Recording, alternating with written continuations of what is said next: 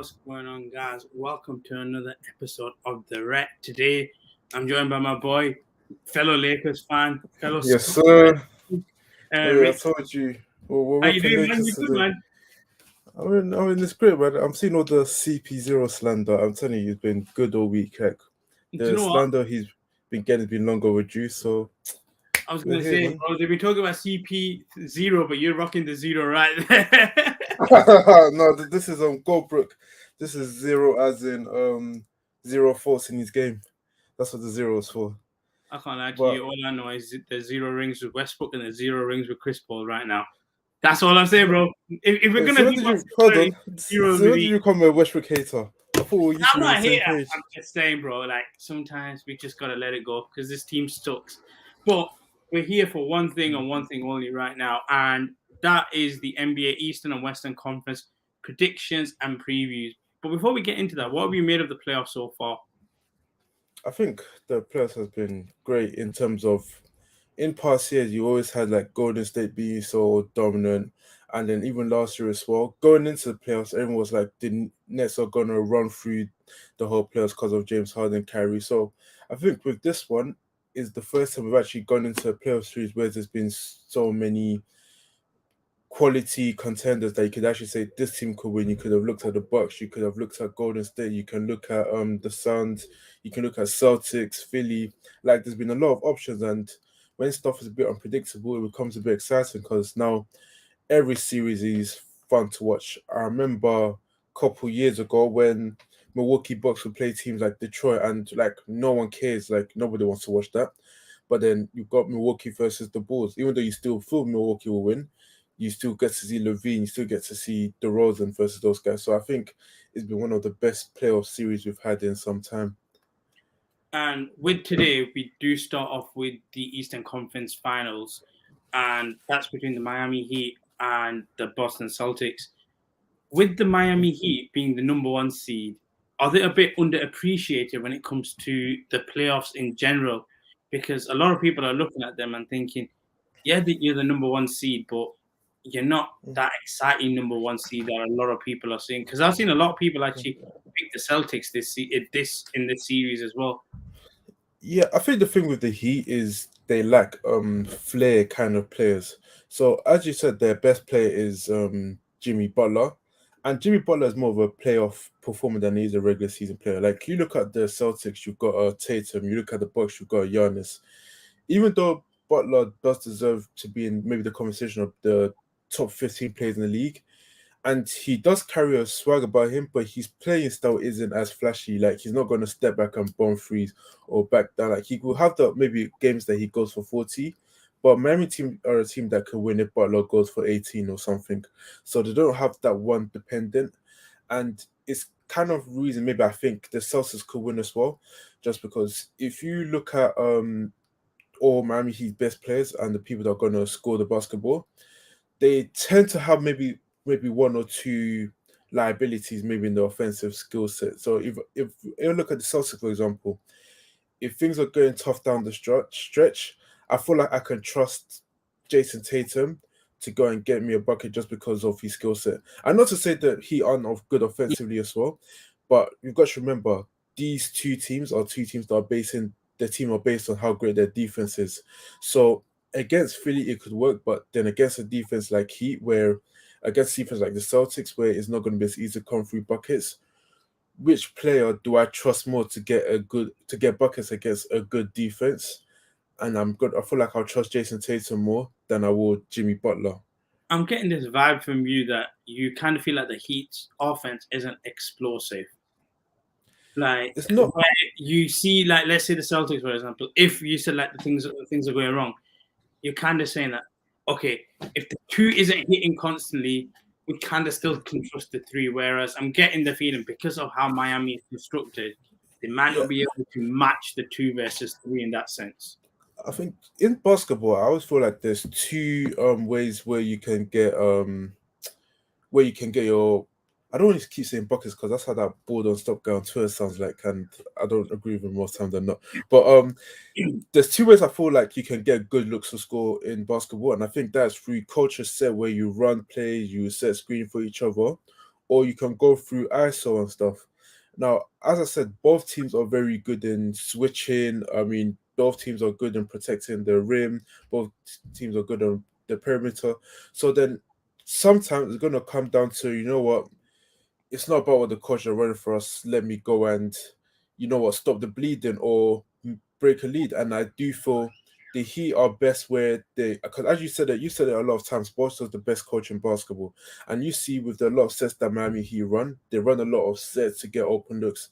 I don't think individually they're good enough to consistently create for themselves the way Jason Tatum or Jalen Brown can, which is why I think Celtics have the slight edge. What about home court? And the reason I say that is the Miami Heat are still yet to lose at home throughout the playoffs. We literally just saw Boston in the last series lose 2 out of 4 of their games at home. How important is that going to be? Because for Miami, having home court, being the number 1 seed, if you can defend it, essentially you win the series. But obviously, it's easier said than done. Do you think they can go ahead in this series and defend the home court like they have previously? No. Don't get wrong. I do think Miami do have a real shot of winning this. So it's not a thing that I think Celtics are clear favorite. I think there are slight favorites. So it's one of those things that if Miami Heat win the series, it's nothing I will be surprised about. And I want Miami to win anyways, because I said Miami Heat basketball is good for the NBA, and all that Lakers ties that I've been having going on for years. So, but yeah, home court will play a factor, but as you mentioned, they haven't lost at home. Celtics did face elimination game against Bucks away, and they did go and get it. So it's not one of those things that Miami are just win at home and Celtics can't win away. Celtics have shown that they can go into other buildings and take games from you as well. Let's talk about players individually. I think it's the marquee name in Jimmy Butler, and I guess I want to know your point. Where do you put Jimmy Butler in the NBA? Is he a star where these players can make him a superstar, or is he just constantly going to remain a star if he falls short here? Like, where's Butler in this? And also the role players, how much do they have to help Butler? Because when you look on the other side, you've got, I would say, 2 stars, one superstar and 1 star. Whereas in Miami, I'm looking at 1 star, possible superstar, and the rest are very solid players. Even though they got Tyler, who is the reigning 6th man of the year as well. So obviously Jimmy Butler is a star. He's one of the top 15 players in the NBA. I do think the problem with Jimmy Butler is a lot of stuff that also propels you to be a superstar. Is like one of those things. If you look at Westbrook, for example, Westbrook as of late has not been the greatest player performer, and you will agree that Jimmy Butler has been a way better player performer than Westbrook. What happens is Westbrook has continuously get all the all-stars, the all-NBAs, the scoring titles, the assist champions, which I do believe you do need to also enter the superstar, which is why I do think regular season is also important as well. So I do think it's not something that Jimmy Butler can win by himself. He can get you 1 or 2 games by himself, but it is going to have to be a collective effort. But as I said, because of how great he's been in the playoffs, because don't forget, they did make the finals 2 years ago. And although I'm saying this, Jimmy Butler has been good enough in the regular season to be a top 15 player. He could potentially be top 12. I don't think he cracks top 10.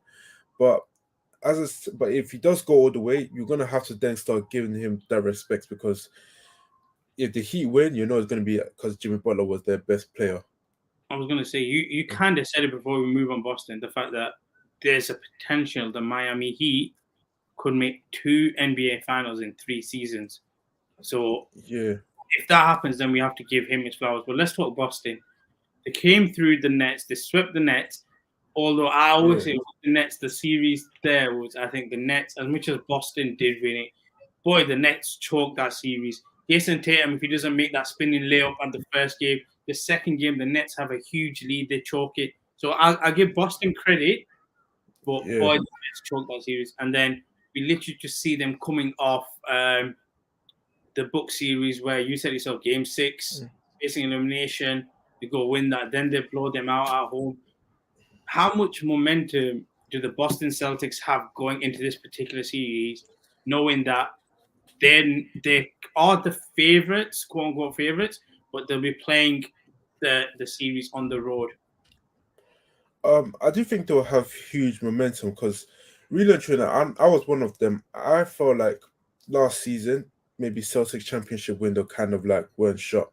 And obviously they started the season kind of poor, and I was like, Jason Tatum is great. You can maybe he's a star, you can potentially say superstar. And I thought Jason Tatum reached his ceiling already, but then they have showed us something else in the playoffs because as you've seen with the Suns, you can have a great regular season, and I just think that was what it was just going to be for Celtics. I did think they would beat the Nets just because with the Nets, you just can't turn it on and off.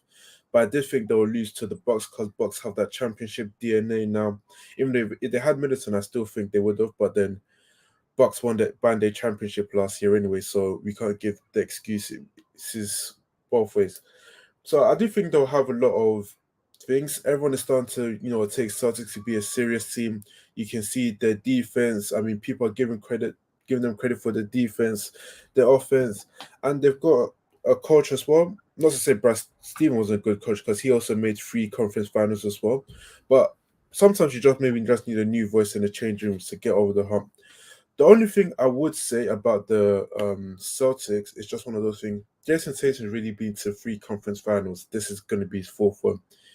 But he's never been to a final. How many times could you make the conference final without taking the next step? Would he be seen as a player that just can't get over the hump going forward? Or is he just still going to be seen as a young... Because he's only 23 anyways. He's still younger than me. So is he going to be seen as a player that just... Do you know what? Do you know the funny thing is you say that? This is when I realize I'm old. When players start getting drafted, and I'm like, yeah. You guys are drafting in teens, man. I'm going towards mid 25, and so what's that? This about? But I hear you on the. When you're in secondary school, you used to look up to all these like young footballers and stuff. When's this switch? Yeah, I know. It's mad though. I get you sticking on Tatum and stuff because again, this series they'll be favorites. Even a classed as favorites, they had home court game 7 against LeBron. And I guess I want to say on that, if they don't go through here, where do we look at Jason Tatum and Jaylen Brown and stuff? Because there's got to be conversations about the fact that they can't get over the line surely now. Yeah, because I might have heard, I can't remember who it was. Actually, no, I can't remember. It was Sam on the pod yesterday that we did. He was talking about they should trade Jaylen Brown and stuff, maybe to try and see if they can get something better.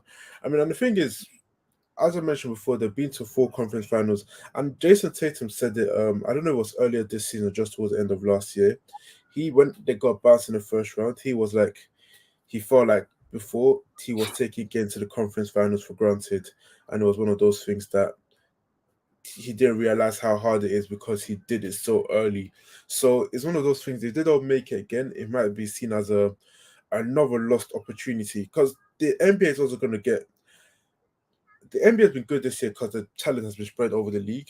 I do think it's even going to take another step next year just because, like, you look at Zion is coming back to Pelicans, Kawhi is coming back, Lake Show might be coming back as well. So, I don't know about the Lake. My point still stands. Teams will try to ramp up. So I do think, because I said so unpredictable, and you don't know what kind of moves could be made in the off season. A move could be made that there will be a dominant team again. So it's one of those things that I feel like this is their year that they kind of need to do it. They're still young, but you can't just, you know what they say, insanity is just doing the same thing again, hoping for different results. So yeah. Just quickly then, before we get predictions, injuries for this game. Marcus Smart and Robert Williams looks like they are, well, Smart's questionable, but it looks like Robert Williams might be out. Same with Kyle Lowry. Game 1, I know normally don't say it's important, but because of what it means and the stage there, whose injuries are worse going into this game 1? And then on that, how much can it affect the series if these players are out for too long in the series? I think Marcus Smart being out definitely hurts more than Lowry being out just because Lowry kind of has missed basically most of the playoffs this season, and they've seemed to have won without him. And even the games that he did play, well, even looks like the games that they lost, like they're 6-0 without him anyway. So Miami do know how to get it done, whether he's there or not. With Marcus Smart, as you see, he did win Defensive Player of the Year, even though he does flop a lot. I don't know why, but the Celtics defense looks like it will start with him anyway. So the loss will be bigger with Marcus Smart.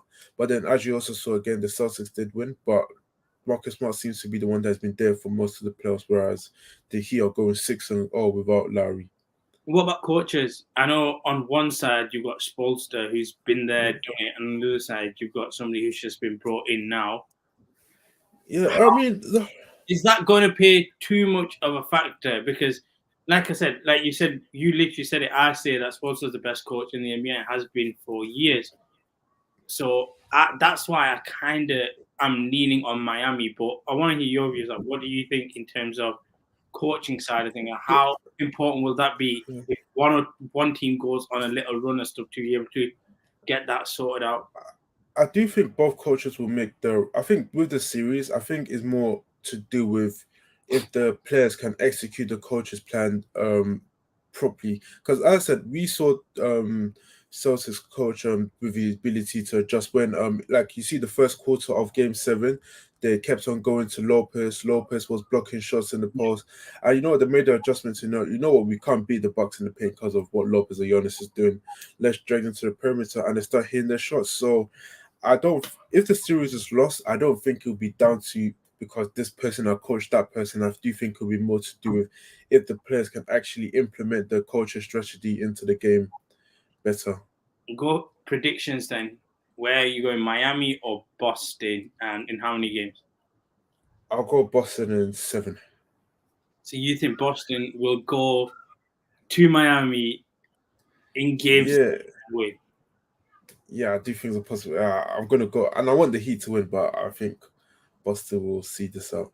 I'm thinking Miami in 7. I just think this is gonna be one where I'm gonna go.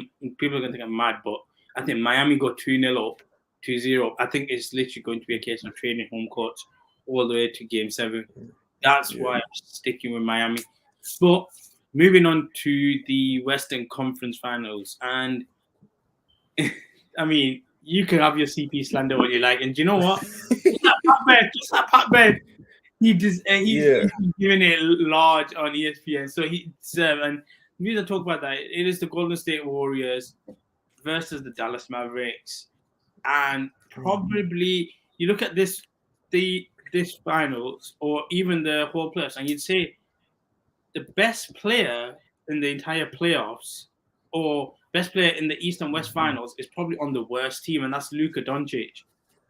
Would you agree that Luka is probably the best player in the playoffs right now? No, I'm still gonna go Steph Curry because I mean I see what Luka's doing, but I don't like to. The thing is with me, I don't like to just judge players of what they've done this season. I do think what you've also done in your career matters, and it's not one of those things like obviously you have to update your resume and stuff. But Steph Curry doesn't play bad enough for his past to not matter. He's still playing at an elite level. I mean, you've seen what they did with who was the first team they played in the. Oh, you saw what they did with. Also, obviously, Denver didn't have their best player and stuff. And I do think Luke has been better than Steph Curry this playoffs. But I mean, Steph Curry was probably leading the MVP race up to a certain point. He was probably arguably one of the best guards in the series. He led his team, and this was before Clay even came back as well. So I'm still gonna give Curry the benefit of the doubt, but it doesn't mean Luka can't overtake him. And as you said, I think the thing I like about Luka is he doesn't have misplaced arrogance. Like you see a lot of players that like to do a lot of talking and they can't back up. And like you mentioned, Pat Beverly as well was talking, and I'm all here for it because it's CP0 slander. But and if to be fair, I love how players like can express their thing in the NBA. But it's also kind of funny coming from Patrick Beverly because you're just not that guy. Luka, on the other hand, I don't know if you saw it. They're talking about the defensive player, and he's like, "I'm the best defensive player. Look at my rating. Look at my rating. That means I'm the best in the world." I'm like, Westbrook told us she just ran around doing nothing. But I Exactly. think That's it's what one we of were. those things. Like Lucas said it after Game 5, like players like acting tough when they're up, and then Luca then said, "You know what? I'm just going to show you. Me and Devin Booker are not on the same level." And it's crazy because people try to put them there because the Suns finished first seed and Devin Booker was the best player, but you see what Luca has been doing. So uh, I can't lie, it's I think that thing that they said, I think it was who did, yeah, Paul Beverly said, he goes, Paul George texted me, he goes, I wish we had played the Suns. Like they do, yeah. Suns are soft, I, soft man. I was saying it all season, like we're not scared. No one's scared of the Yeah, Suns. No one's scared of the Suns. So, I mean, it's not. I think with the NBA as it's currently constructed, there used to be a time where the top three players in the league, or the top 10 was like set in stone. But as I mentioned, the talent is spread over the league, and it's always shifting. Like I've got Steph Curry number 4, and I think Luca's probably number 7, or like between 4 yeah. and like 7. Like it can always move. So So yeah, we're gonna let's let's just break see what this happens. down then. So the Warriors themselves, like you touched on it a bit, where they've gotten through, they've not been fully tested, but they've kind of, I wouldn't say got lucky, but the teams they faced, they're not been fully healthy. So I guess my point is, have the Warriors really been tested in the playoffs compared to the Dallas Mavericks, or even for that matter, anybody in the Eastern Conference as well? Well, in terms of have they been tested, I think they, because the thing is, the Memphis series is still a hard series, just simply because I know I understand Ja wasn't there for whatever, but as you mentioned, at one point, Memphis were 20-2 without Ja, so it wasn't like and Memphis did win a game without them as well. And with Memphis as well, they always say dog no smoke.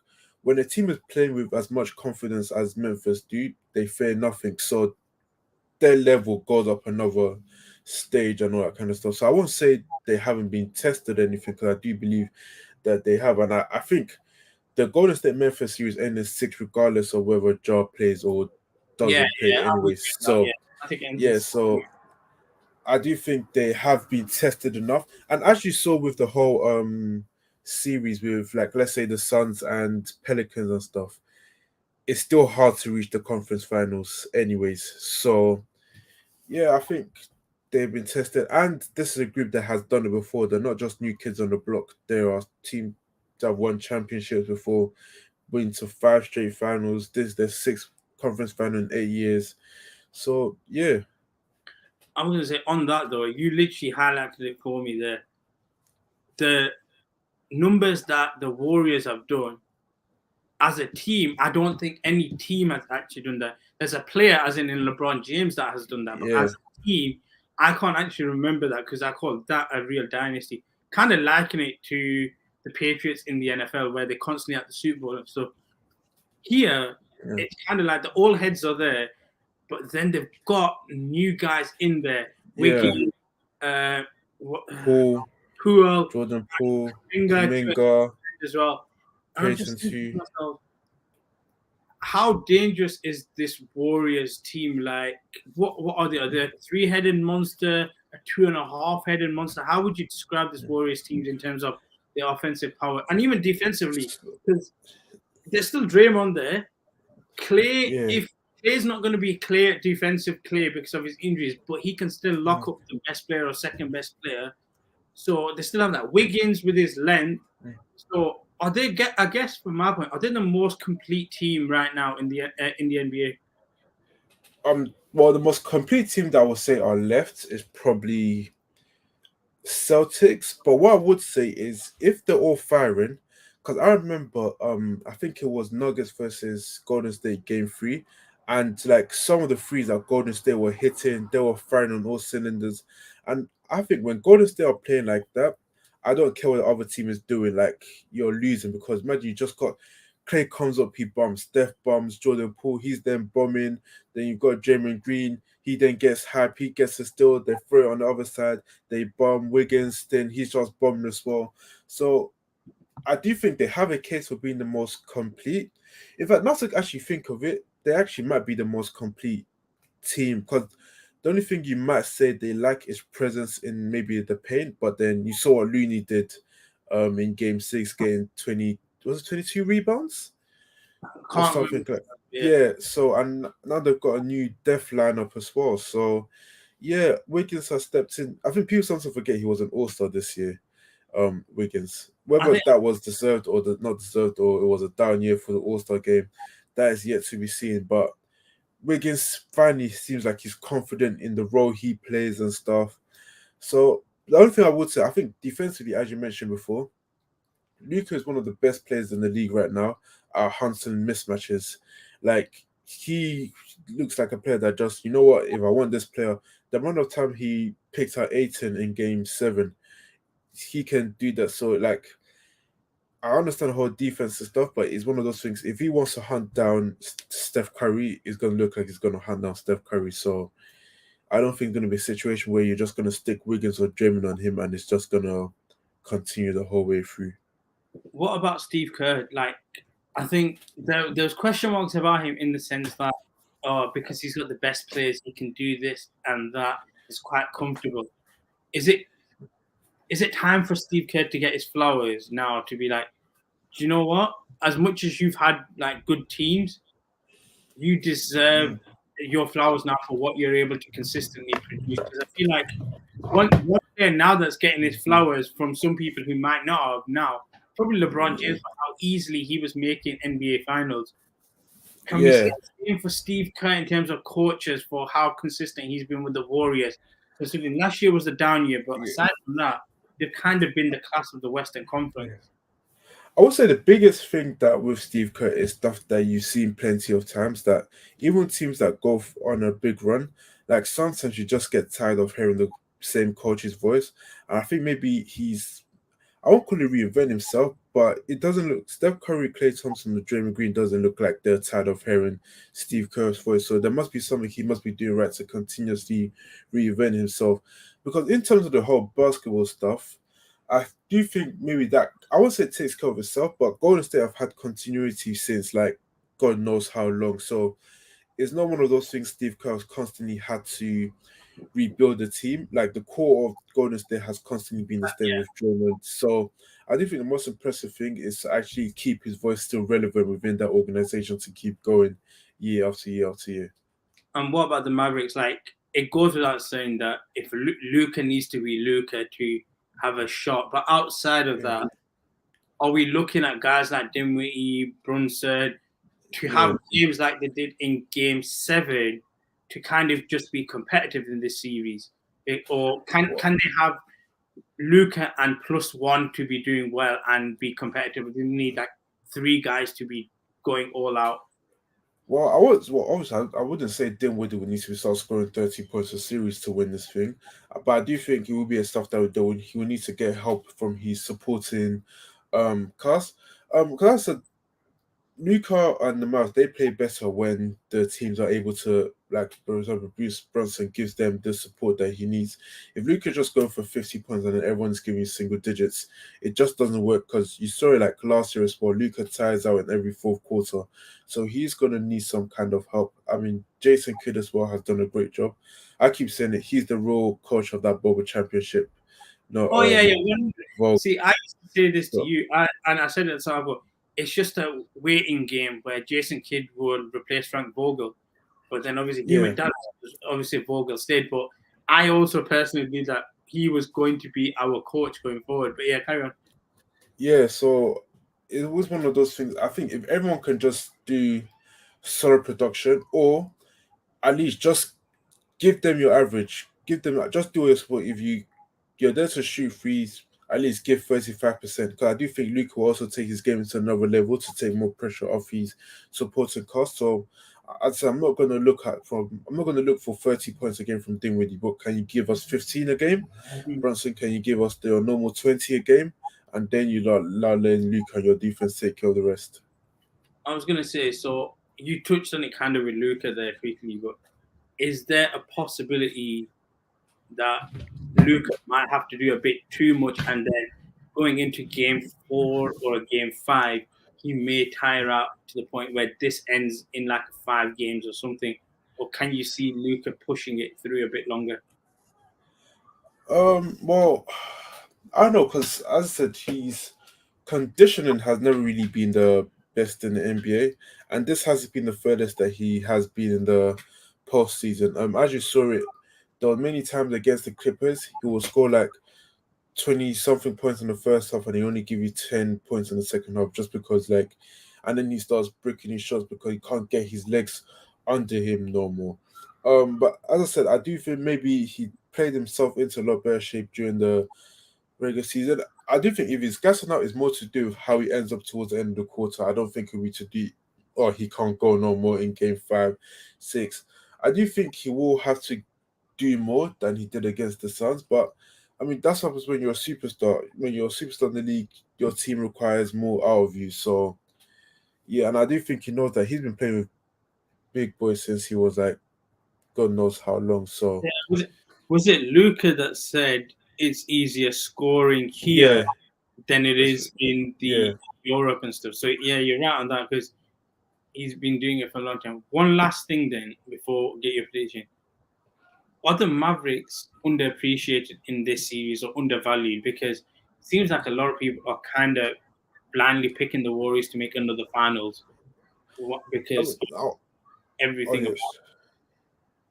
I mean, I won't call it blindly because, as I said, the Mavs haven't been there well before with this team, and Golden State have been here time and time again. So it will make the sensible choice to pick Golden State. I mean, if you're a betting man, you're gonna pick the people that are favorites. So it's not one of those things. And experience counts for a lot in sports, like just knowing how to get out of gritty situations. Because I believe that even Memphis should have won game 4. Mm. Like they were leading up until I think the final 3 minutes of that games, but experience will always pull you through anyway. So I don't think it's something like they are blindly picking Golden State. Do think Golden State have earned the right to be picked as favorites for the series. So on that then, what's your prediction? Golden State in 6. You know what? I'm gonna go one game low. I think Golden State take game and win it in 5. I think Dallas take 3, but then Golden State will take 4 and then close out at home. And then obviously I'm looking at Golden State, Miami. Obviously, we'll talk on that when it comes to the finals. But yeah, Yeah. that's our NBA East and Western Conference playoffs preview wrapped up. Richard, appreciate you for coming on, chopping it up. We need to do this a bit more. Let me, when the finals come, I want to go back to this, see how close we were both when it comes to all these. But Yeah.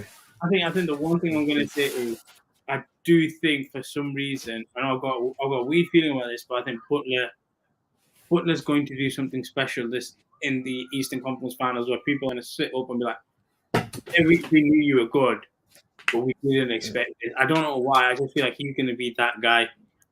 We'll see. We'll see. I mean, I hope he is. I hope he is. But yeah. I'm in South Beach. I might have to book myself a ticket. Nah, do you know what? I can't be bothered, bro.